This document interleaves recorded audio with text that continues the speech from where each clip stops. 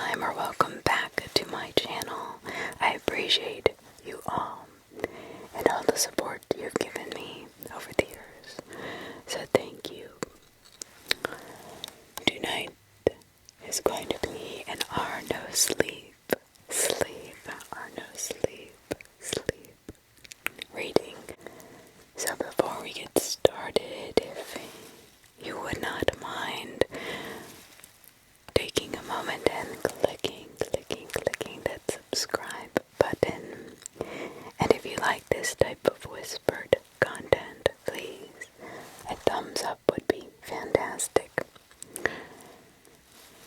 If you would like to leave a request, comment, or just say hi, please do so in the comments. Or if you just want to leave an emoji, that would be great. And take a deep breath.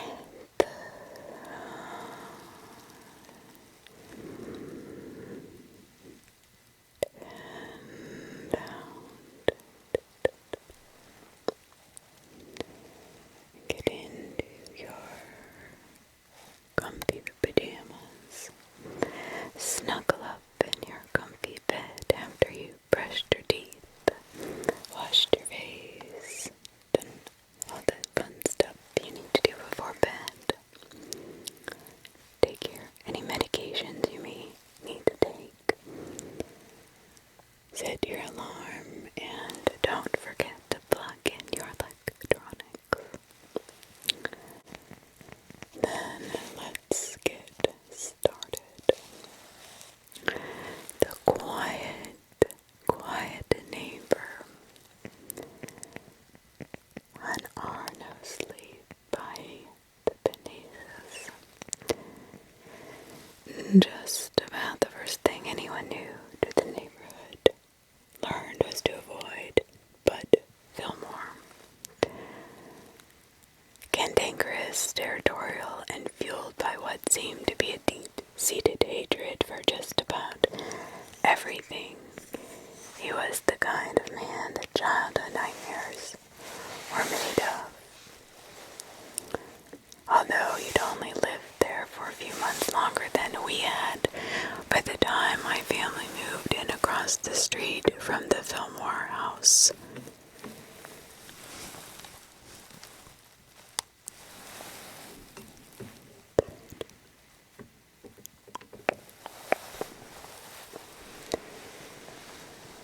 His reputation was already firmly established. When other neighbors came by with their cookies and casseroles to welcome us and saw me and my brother, just 9 and 11, they'd pull my parents aside and offer hushed warnings. Keep them away from that nasty little man across the street, Mrs. Devon said. He can't stand children. My son, Bill, swears Bud tried to run him down in his car, Mr. Crane said. He'll look for any excuse to yell at them. He says the most terrible things, Mrs. Paul said. My parents graciously thanked them, but I don't think they quite believed exactly what they were saying. My mom especially wasn't fond of gossip, and she tried to take such rumors with a grain of salt until she could make her own decisions. She didn't have to wait long. My older brother Scotty and I were outside tossing a baseball back and forth one Saturday morning when Scotty tossed it too hard and high. It sailed over my head, bounced in the street, and rolled to a stop at the very edge of Mr. Fillmore's yard.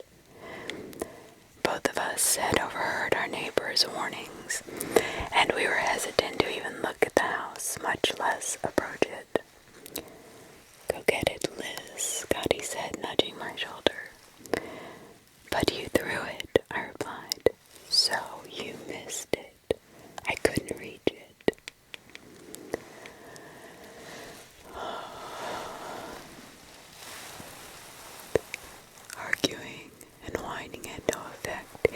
pushed me towards the road, and after checking both ways, I began to creep across towards our ball. I had almost reached it. I just had to take a couple more steps, and it would have been within my grasp, when all of a sudden the front door opened of the house, and a man came rushing out. "What the hell are you doing?" A stout man with thin graying hair came bursting outside and stomped across his lawn towards me. My ball," I tried to say, pointing to it. "You brats throwing things at my house. Think it would be funny to break a window?" No, I glanced over my shoulder to see Scotty half poised to run inside and whimpered. "Get out of here," Mr. Fillmore snapped. "Can I just..." "No." Before I could react, he'd scooped up the baseball, which had barely been touching his grass, and stormed back inside. The whole front of his house seemed to shake with the force of his slamming door. It was the first of what would be many run-ins with everyone's least favorite neighbor. Our parents tried to talk to him about his behavior, but he just told them to keep their nosy little shits off his lawn and away from his house if we didn't want trouble. Dad thought about calling the cops on him, but his mom became fond of saying, "There is no law against being rude, darling." So we were told to just try and be more careful. "He must not have always been such a bull," Mom said over dinner about a month after we'd moved in. "He's married, you know." Dad scoffed at the idea. "Oh yeah, how do you know?" Dolores Devon was by again for a chat, and it came up. "Bud wears a ring, and she said she sees Mrs. Fillmore looking out the windows from time to time, but the poor woman never comes outside. She thinks she heard Bud say cancer once. Poor lady is sick and married to that," Dad said. "Terrible, isn't it? But it does explain a bit about him. He's just trying to keep things quiet and peaceful around his house." "Yeah, sure," Scotty muttered, and Mom frowned at him. "He's probably very sad and lashes out without meaning to." "He's an asshole," Scotty said. "Language," Dad warned. "But yeah, he is. Well, whatever his reasonings, we all agree it would be best just to try and avoid Bud Fillmore." Scotty and I were extra careful to keep all of our toys well within the confines of our own yard when we played outside. I could not help but keep a wary eye on the house across the street, just in case he decided to be extra crazy and we had to run for it. But that's when I noticed Mrs. Fillmore. Almost every time Scotty and I were out and I happened to glance at their house, I would see a tall, slender figure outlined behind the sheer curtains in one of the upstairs windows. While I couldn't get a very good look at her, I figured it could not be any more, but the Mr. Fillmore didn't have anyone else, and nobody ever came in and out. She never banged on the window or shouted at us like her husband. She'd just stand there and watch. I like to imagine that she was a nice lady, a quiet neighbor who just enjoyed seeing kids at playing. I remembered my mom saying Mrs. Fillmore was sick, and I felt sorry that she was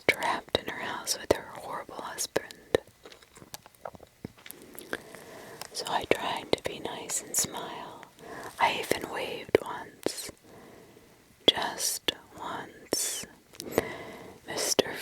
Fillmore appeared on his front stoop and yelled at me for being a pest until I retreated inside. When I peeked out the living room window later, Mrs. Fillmore wasn't at her usual spot anymore.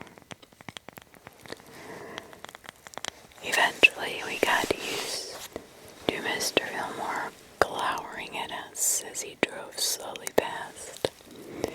His short temper and his loud voice. It was such a regular thing that our fear turned to caution, turned eye-rolling dismissiveness. Bud doesn't own the street. You kids go out and be kids, and if he has a problem with it, I'll deal with him, Dad said. After that, we started to be a little less careful with our things and a little more free with our laughter. We lost a few balls to the Fillmore yard, one or two frisbees, but nothing we really cared too much about. Nothing until Scotty's remote-controlled helicopter. It had been a birthday present, and we were both eager to try it out. As soon as we finished supper, we raced out to the front lawn where Scotty prepped for the helicopter's first flight. Under my brother's inexperienced and clumsy guidance, the helicopter lifted slowly from the ground and staggered drunkenly through the air. In his excitement to keep it aloft, Scotty didn't even realize it was heading right for Fillmore's yard until it was too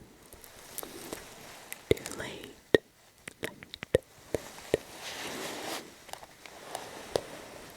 Scotty, I tugged at his arm to try and turn it off.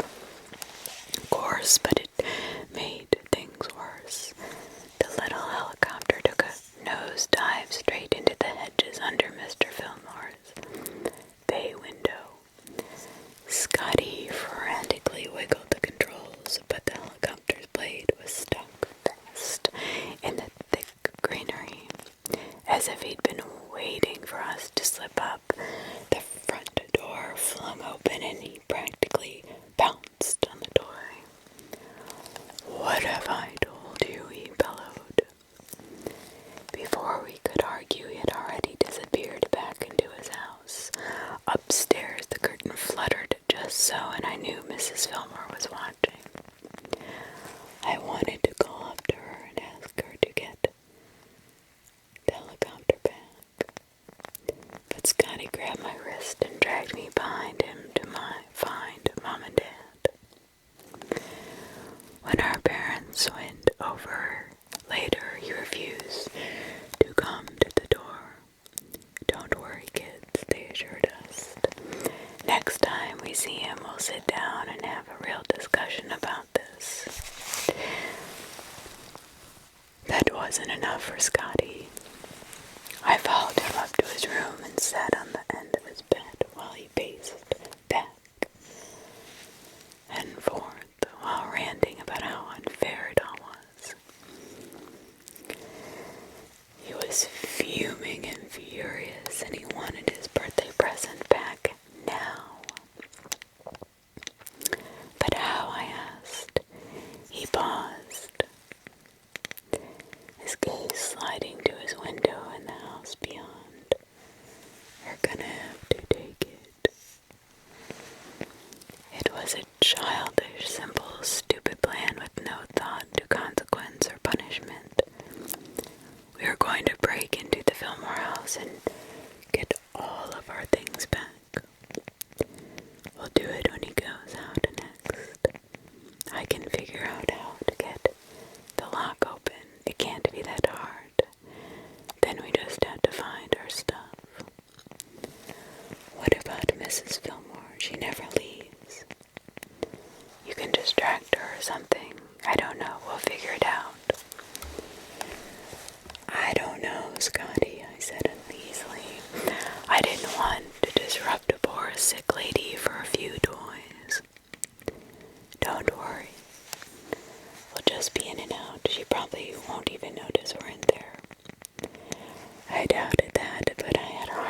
saying no to my big brother. Scotty put his plan into action the next afternoon.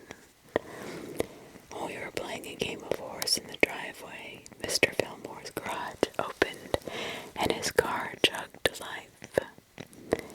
He was wearing his customary scowl as he drove by. The moment he turned the corner, Scotty chucked our basketball off to the side and bolted across the street. I checked to see if Mrs. Fillmore was in her window, and when I saw no sign of her, I followed.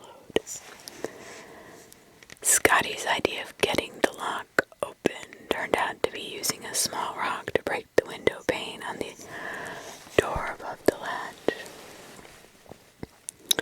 It was something he'd seen in a movie or somewhere like that. Immediately I had images of flashing red and blue lights, handcuffs, police yelling at us over their speakerphone. My stomach turned sharply, but my brother whispered that it would be fine. He can't prove it was us. Everyone on the street hates him. He sounded so confident that all I could do was nod. Scotty reached carefully through the broken glass, careful not to cut himself, and found the deadbolt. It clicked out of place and he pushed the door open, letting us into Mr. Fillmore's house. I clung to the back of Scotty's shirt as we tiptoed across the kitchen. The kitchen was spotless, obsessively so, and smelled of cleaning supplies.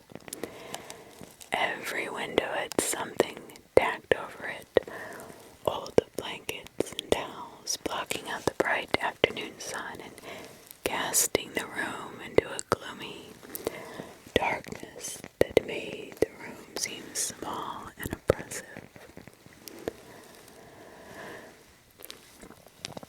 I swallowed hard and forced myself to follow Scotty. Every room was the same, fastidiously clean, organized, and shrouded in shadows. The bay window that I knew he spied on us from had a little hole cut into the heavy velveteen material, just big enough for someone to see out of. I could just picture him sitting on his plastic-covered couch, watching us, waiting for us to get too close. It wasn't enough to make me shudder, but the thought still made me uneasy. We cleared the hole downstairs pretty quickly, but there was no sign of our things. Shit, Scotty hissed. He must keep it upstairs. But Mrs. Fillmore, just stay close and stay quiet, okay? I nodded, too nervous to say anything else anyway. We'd only gotten up a few steps when the floorboards on the second floor creaked. Scotty immediately pressed himself against the wall and motioned for me to do the same. We listened to the soft padding of footsteps crossing from one room to the other. Scotty, I whispered, grabbing at his sleeve with both hands. Please, let's just go. No, he went too far this time. I'm going to get my helicopter.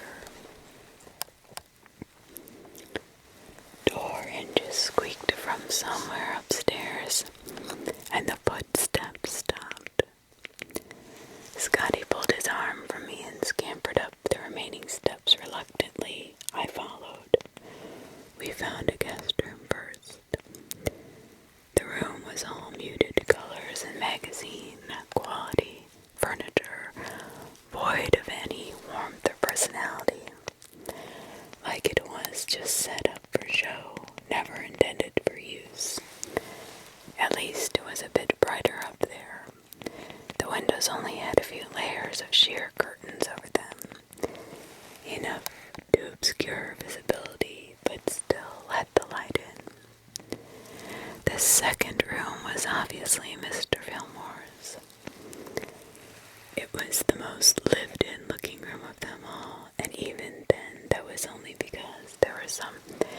pictures hanging on the walls and some personal items on the nightstand.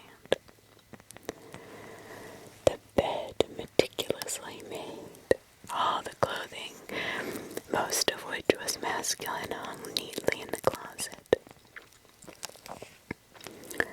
There wasn't even any stray hairs in the brush on the vanity.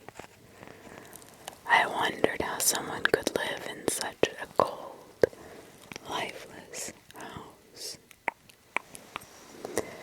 There was only one room left upstairs, the one Mrs. Fillmore must have got into. Its door stood half open. Scotty and I traded a look, his determined mind silently pleading with him to go. He took a step towards the door. I shook my head and grabbed at the back of his shirt again. Angrily, he brushed me off and placed the flat of his hand on the door, pushing it open slowly. Inside, the room was almost empty except for a large vanity against one wall. A framed wedding picture was on it, and I recognized Mr. Fillmore despite being younger and thinner. In front of the vanity, posed on a tall stool, was a mannequin. She was wearing what I thought of as a 50s housewife's dress, white with little pink and green flowers all over it, a string of pearls and a blonde wig, carefully combed back into a bun. Her featureless face was fixed on the mirror in front of her. Scotty's brow wrinkled, showing the same confusion as I'd felt. We'd both heard Mrs. Fillmore walk to this room, but there was no one there. "Let's go," I begged, a cold sweat starting to trickle down the back of my neck. Scotty shifted his weight, obviously torn, and the floorboard beneath his feet groaned. The mannequin's head turned sharply towards us. Scotty leaped back with a yelp and an arm thrown out protectively in front of me. "Liz," his voice trembling, "run." I stumbled back down the hall on legs that didn't want to work. I could hear Scotty stomping along behind me, and behind him, rapid skittering. We skid at the top of the stairs, and I grabbed the railing to keep from falling head down the steps. While I righted myself, I dared to glance back down the hallway. It was empty. Where did it go? Something thudded against the ceiling. We both looked up and screamed. The mannequin was crawling spider-like above our heads.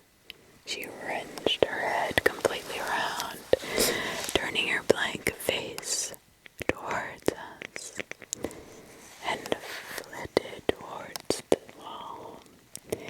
She started to descend the whole time, facing us. I was still screaming when Scotty hooked his arm around my waist and hauled me down the steps. We crashed at the landing, tripping over one another. We could hear the click of fiberglass on wood as she pursued us. I was crying, scrambling on my hands and knees across the floor, and my brother was shouting for me to get up, to go. He grabbed the back of my shirt and practically threw me down the hall. And then Scotty was shrieking. I spun. The mannequin was crouched on the last step, one arm outstretched. She had her fingers wrapped around Scotty's ankle. They were tightening until his bones started to crunch beneath her grip. He kicked at her with his other leg, but it did nothing. She started to drag him back towards the stairs. "Scotty," I screamed, but before I could move, he looked up at me and shook his head furiously. "Liz," he could barely get the word out through the fear and pain that masked his face. "Run." I wanted to stay. I wanted to grab his hand and pull with all my might and drag him out of that house with me.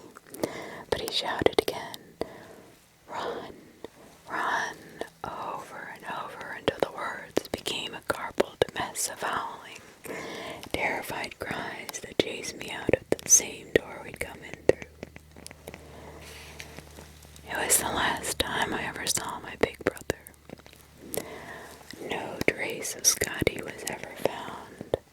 My parents searched, police searched. There were dogs and special agents, and tons of time, money, and energy were put into trying to find him.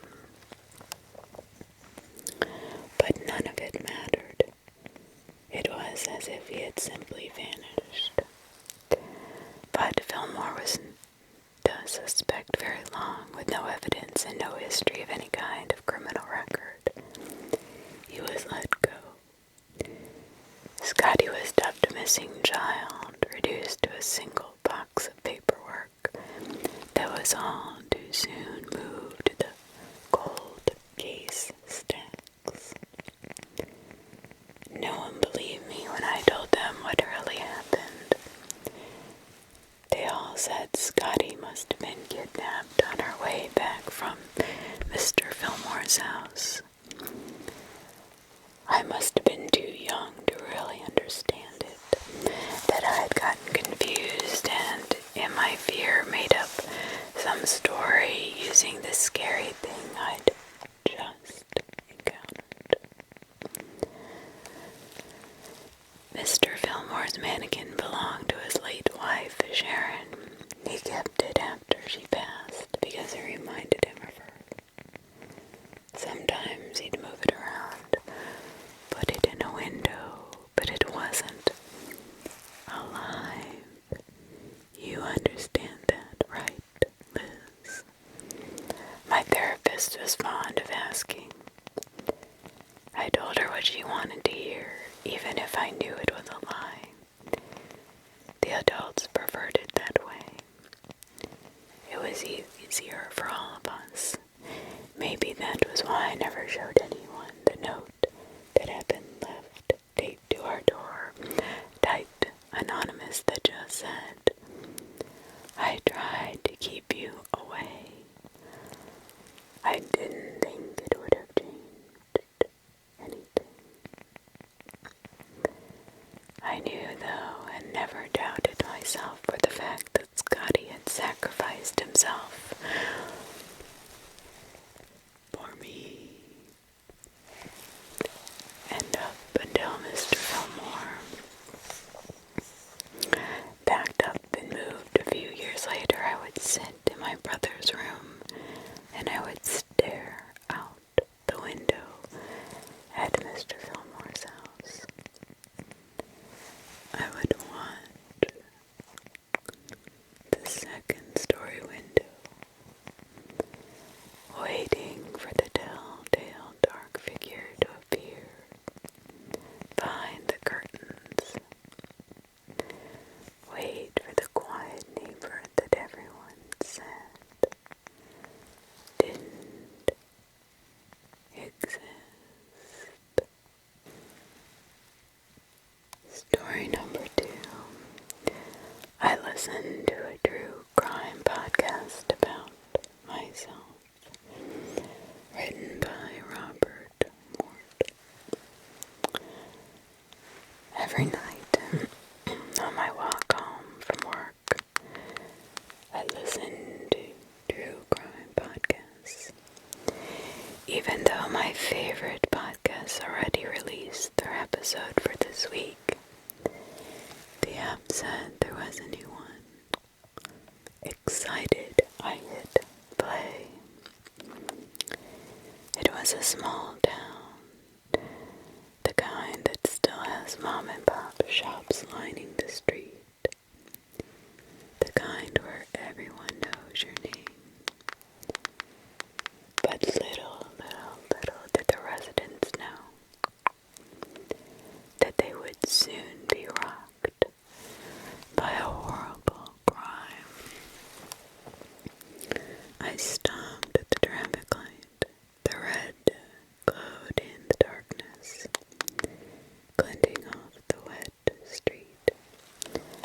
A black SUV sloshed by. Across from me, eerie blue refrigerator lights glowed from inside a corner deli. The chairs all up on their tables, feet in the air. The signal turned to walk, walk.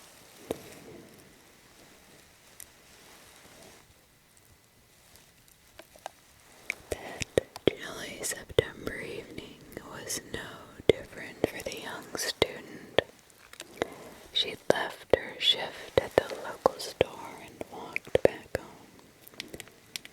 Except she never made it home. Young student, local store. Damn, this is hitting close to home, I thought. I was a part-time student at Franklin Community College and worked at the local convenience store. And of course, I was walking home. I glanced behind me, looking at the alleyway behind Alessandro's Pizza, which was dark except for the neon lights spilling from the sign. Her boyfriend reported her missing the next day. The town conducted a volunteer-led search, and after 2 days they found something. Dread formed in my stomach, anticipating a body, but what he said next was so much worse.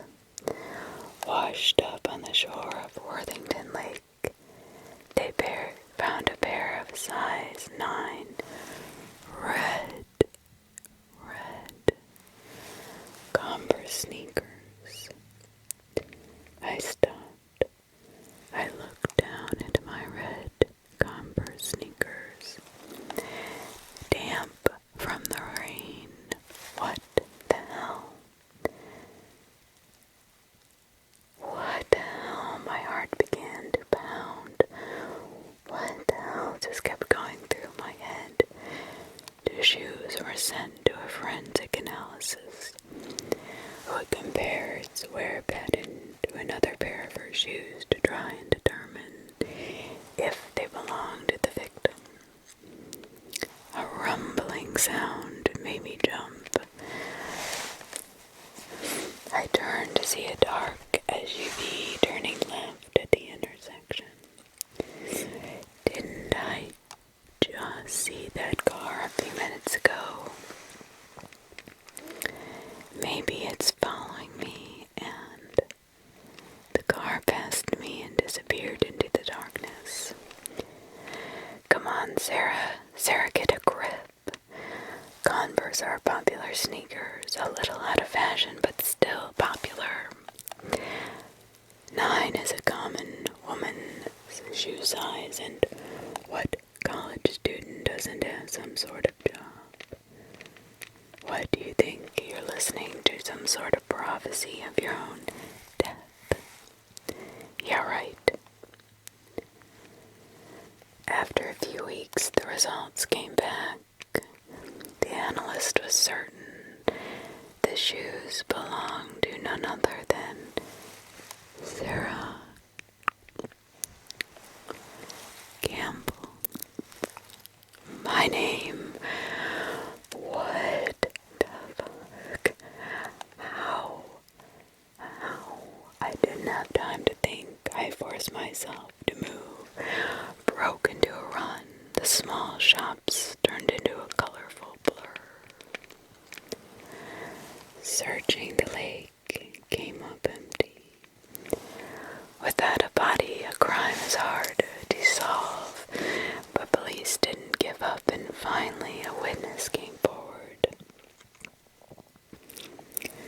Someone had seen a car parked at the lake that night around 2 a.m. A black SUV with darkened windows. No, no, no, no. What the hell is going on? I whipped around. The street was empty. No people, no cars, no witnesses, said the little voice in the back of my mind. The one that's watched way too many true crime shows. My eyes scanned the shops. They were all closed. There were 6 black SUVs matching the witness's description in the Franklin area. But one of them in particular caught Detective Nolan's eye. It belonged to John Kelly, a registered SO.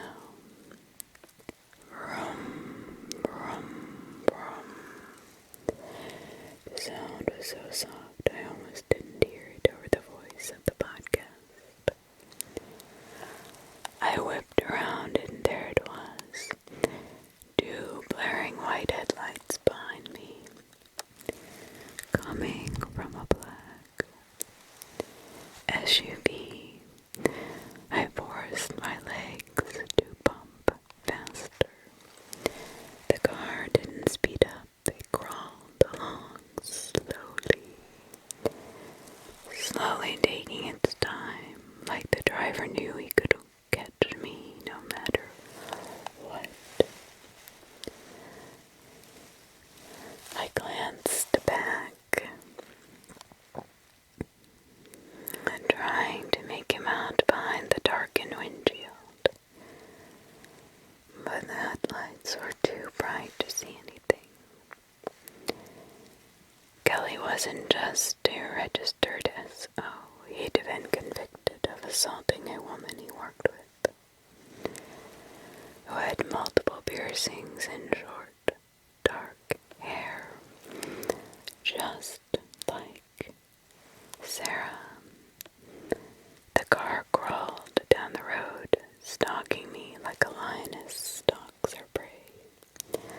I veered left onto our dark residential street. Just a few more steps. Headlights flashed across me, illuminating my running shadow on the pavement. I didn't look back. I just ran as fast as I possibly could.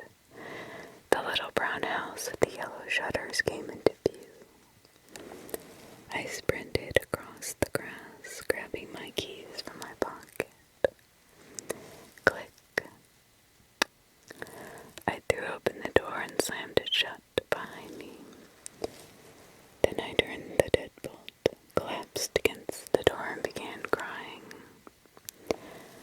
I heard the rush of the car passing our house, continuing down the road, but I wasn't safe. Gabe was not home yet.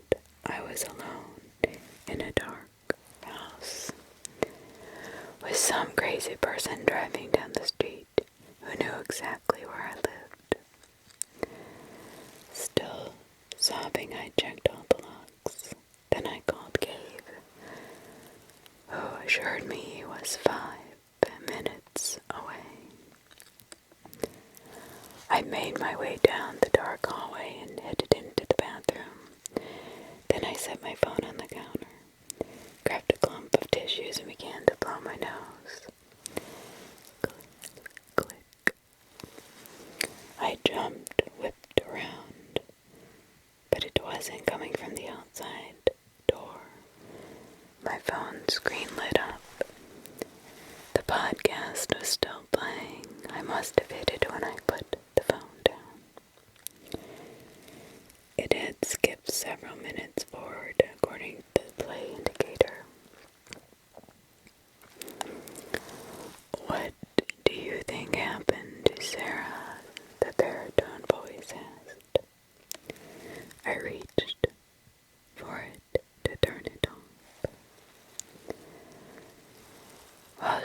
me she wanted to run away before I stopped dead. It was Gabe's voice, clear as day, coming from the speakers. She did. But why? The voice asked. She wasn't happy with her grades, her job, her parents. She told me sometimes she'd dream of just moving to some random state and leaving it all behind. I froze, staring at the mirror. I never said that. Never. Gabe was lying. I mean, that was hurtful to me as her boyfriend, you know. I thought we were going to get married someday, but apparently she didn't feel the same way. My heart pounded in my ears. So you think she just skipped town and is happily living her life out there somewhere, rather than being abducted or murdered? Then a long pause. Yeah, that's exactly what I think. Well, that's all for now. Thank you to our listeners. The outro played. I stared at my reflection, everything coming down all at once. My mind trying to race and catch up with what it meant. The front door creaked open. Footsteps sounded outside. Sarah, I am back. I backed away from the door. Sarah? Sarah, are you there? My eyes fell on the window. I ran over to it, turned the lock, push. I popped the screen out. Then I swung a leg over, pulled myself through the window, and ran as fast as I could. Story number 3. L_365. When your world falls apart. To be honest, I don't have much hope for Carol. Her head is now bald and covered in red blisters where she's scratched too much. She refuses to eat and has been restrained to stop hurting herself. And her only interaction with psychiatrists is to attack them. Most cases of insanity are random or due to a chemical imbalance. But sometimes I get the impression that the victim didn't have a choice. That insanity is the only option when your world falls apart. You know what is every parent's worst nightmare? To lose a child. 4 years ago, Carol had everything. She had Tim, her loving husband, and together they had Norman, 6 years old, Chloe, 4 years old. The kids were healthy and smart. Norman had just entered school. They owned a large yellow house with a nice backyard. Were good friends with their neighbors, Tim and Carol. Had everything they could have wished for. Then Norman disappeared. Just a few months after he had started school on a warm and sunny Tuesday evening, Norman didn't come home. Several of his classmates saw him leaving school and getting on the bus. The bus driver thought he remembered Norman getting off. While leaving the bus, Norman tripped and nearly fell, but rather than cry, he laughed about it. What a great kid, thought the driver. And that was the last time Norman was seen. The police searched the neighborhood, investigated for months, even followed leads out of the country, but Norman was never seen again.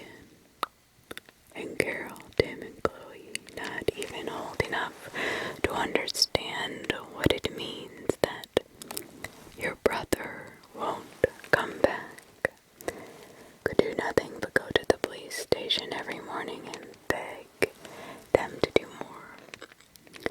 Of course, they put up posters, rallied the neighbors, and they did everything, but little Norman was gone. It is not surprising that Carol became very protective of Chloe.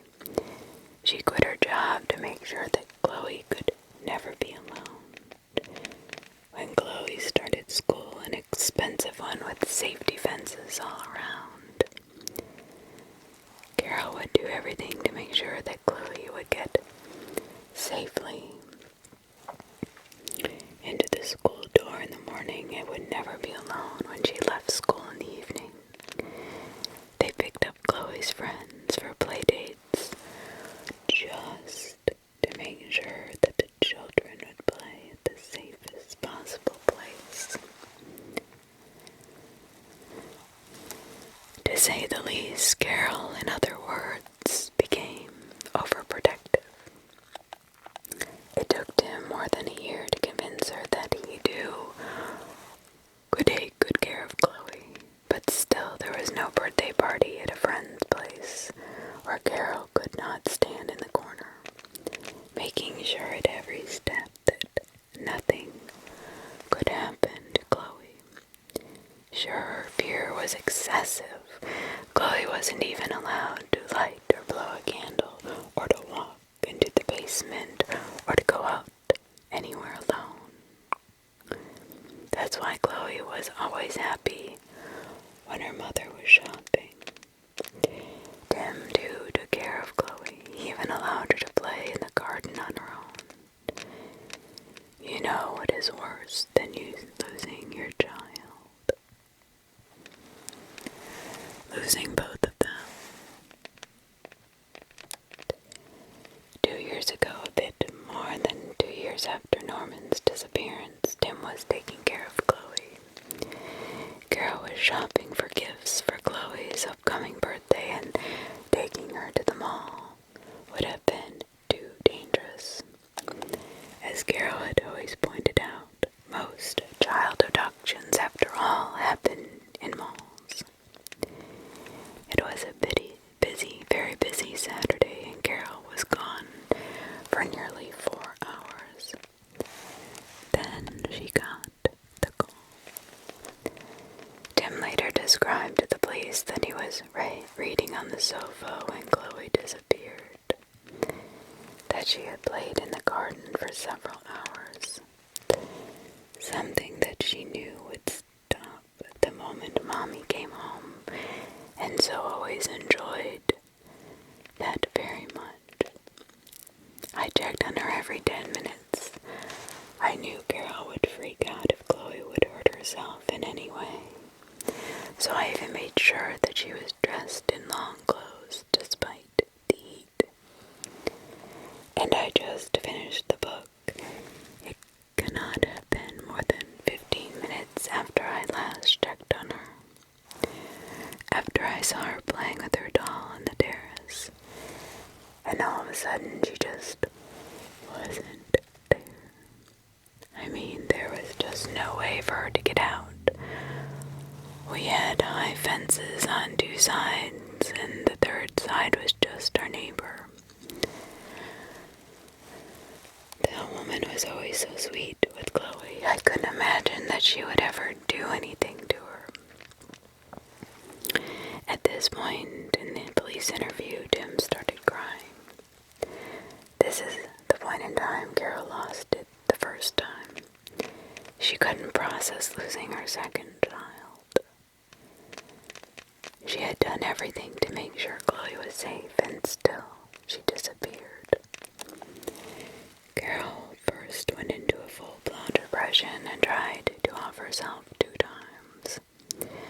First, to use razor blades, but when Tim found her and brought her to the hospital, and the psychiatric unit, Carol tried it a second time by ramming a pen into her throat. It took 6 months until Carol was able to return home. The physical wounds had long healed, but getting Carol out of the depression took much longer. And even then, when she returned home, she was still unstable. Tim took a sabbatical from his job to care for her. Money was a bit tight, but both of their parents helped Carol and Tim out with their support. But because of the distance, they were not able to visit very often. Carol spent nearly 6 months in Chloe's room, crying into teddy bears and hugging babies. Tim did the household chores, cooked, and went shopping and arranged for Carol to meet her old friends and colleagues whenever possible. Their neighbors and friends were all very supportive. But when it was all said and done, Chloe couldn't be found. The police investigated for more than a year after the disappearance. They questioned neighbors and friends, even Tim and Carol themselves. Their direct neighbor across was shortly even in custody when the neighbor's alibi turned out to be solid. A speed camera shot showed that she was too far away from the house at the time that Chloe disappeared. She too was released. More than a year after Chloe's disappearance, Carol started to get better. She started cooking and cleaning again, and she finally allowed Tim to give some of Chloe's old toys away, some of which had belonged to Norman. A few times she even went out on her own again, but as Tim confided to a few friends, every night Carol would still cry herself to sleep. But at least Tim said she stopped blaming him. She stopped accusing him every day of being responsible for Chloe's disappearance. For more than a year, he had heard the same message every day. It's your fault if you wouldn't have let her in the garden. 6 months ago, Tim had to start his work again, which was hard for Carol, but it was the only way to save their strained finances and to restart their lives. You cannot live in the past, Tim would say. They are gone, and we have to accept that. Carol would cry, but she would not between her sobs. They planned to travel the world together and maybe to try again to have a child. It took Carol several weeks, but she learned to deal with being alone. She would chat with the neighbors and go to meetings for parents of lost children. She even started to organize a fundraiser for a new playground in the neighborhood. One she would insist where the neighbors together could organize a watch so that no child ever had to play without oversight. Carol had also taken again to doing chores in the house. She started cooking, cleaning, and shopping. She tidied all the rooms except Tim's Holly DIY room, where she only dared to clean the floor and to eliminate the thick layers of dust on the shelves. Finally, Carol started the thing that she had dreaded the most after Chloe had disappeared. She started gardening. She mowed the lawn, trimmed the bushes, and seemed to be getting better from it. Tim wasn't sure all of this was truly a good idea, whether Carol might have another breakdown, but Carol felt her improvement. It was a cathartic experience for her, and she even felt as if it was reconnecting her with Chloe.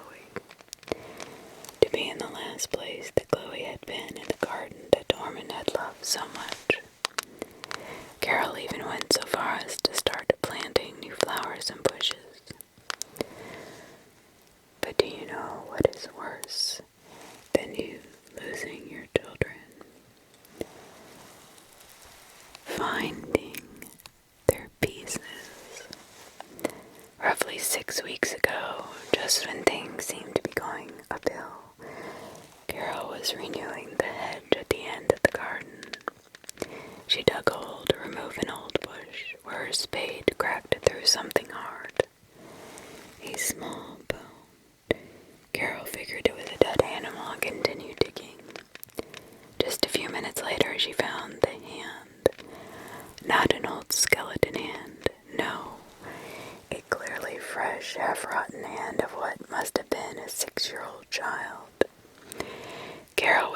tears streaming down her face, kept digging.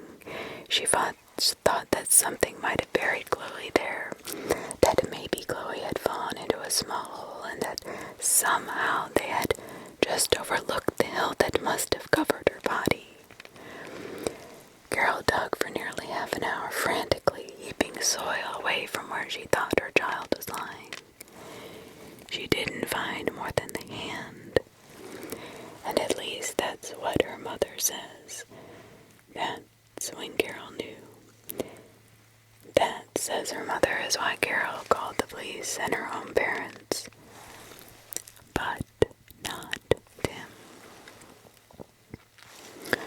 Within the next 2 hours, the police found 4 more pieces, a rib cage, an entire arm, a shin bone, and a foot, still in small boy shoes.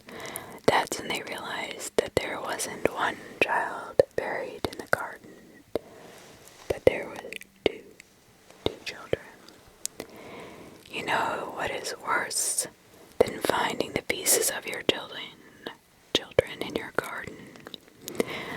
Living with their murderer for 4 years. Tim was arrested at work.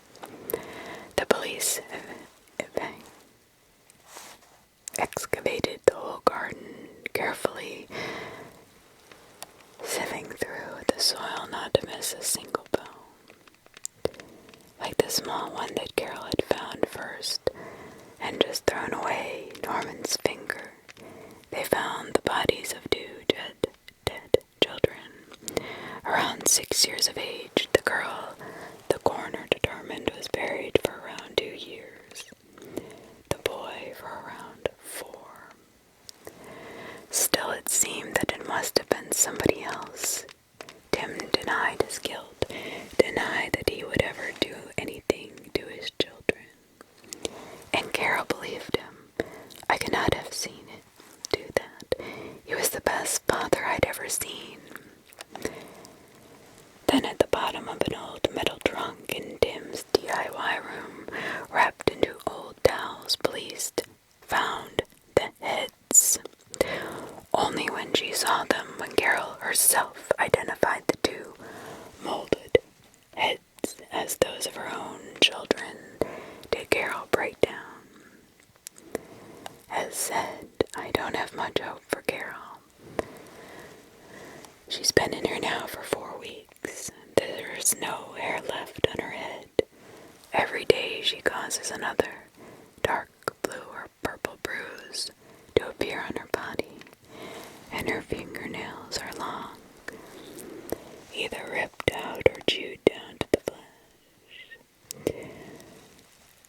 And because most of the time she refuses to eat or drink, none of the damage to her body can heal. The doctors and nurses tried their best to help, but there is nothing we can do to help. Sometimes when your world falls apart, insanity